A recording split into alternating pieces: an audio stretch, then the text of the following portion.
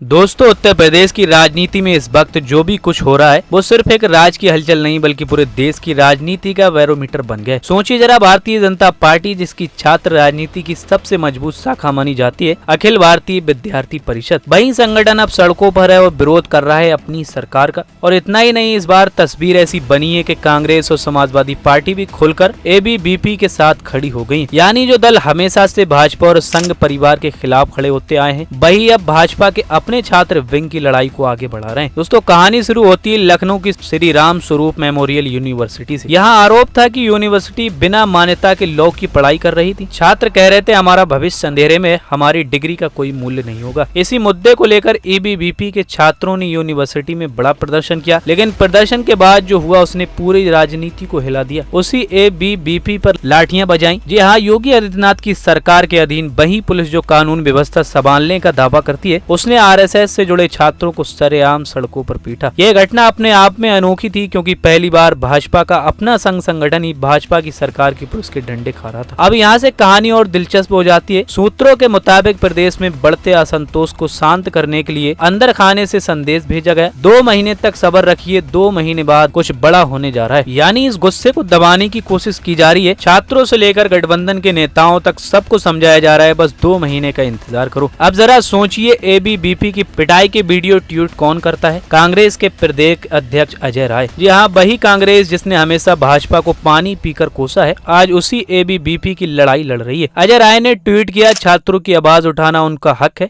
उन पर लाठीचार्ज करना लोकतंत्र का गला घोटना है। योगी सरकार जवाब दे। दूसरी तरफ समाजवादी पार्टी का छात्र संगठन समाजवादी छात्र सभा सड़कों पर उतर आता है। लखनऊ की सड़कों पर सैकड़ों कार्यकर्ता एबीवीपी के साथ समर्थन में नारे लगाते हैं। योगी सरकार मुर्दाबाद, पुलिस प्रशासन मुर्दाबाद, और राज्य भवन का घेराव करने की कोशिश करते हैं। पुलिस उन्हें रोकती है, बसों में ठूंस कर ले जाती है, लाठियां चलाती है, लेकिन तस्वीर ये बनती है कि कांग्रेस और सपा मिलकर एबीवीपी के साथ खड़ी हो गई है। वहीं पर समाजवादी पार्टी के अध्यक्ष अखिलेश यादव का ट्वीट भी बेहद अहम है। उन्होंने लिखा, भाजपा वाले पहले अपने ही छात्रों को पिटवाते हैं, फिर दिखावटी माफी मांगते हैं। छात्रों की हड्डियों तक चोट पहुंचती है और ऊपर से सिर्फ बातों का मरहम लगाया जाता है। अखिलेश यादव ने यह भी कहा कि मुख्यमंत्री पिटवा रहे हैं, उप मुख्यमंत्री हाल पूछने आ रहे हैं। आखिर ये खेल क्या है? यानी विपक्ष अब साफ साफ कह रहा है कि यह लड़ाई सत्ता के भीतर की है। राजनीतिक जानकारों का कहना है कि यह केवल छात्र आंदोलन नहीं, यह असल में भाजपा के भीतर वर्चस्व की लड़ाई है। एक तरफ एबीवीपी और संघ परिवार का पुराना छात्र संगठन है, दूसरी तरफ योगी आदित्यनाथ की अपनी हिंदू युवा वाहिनी है।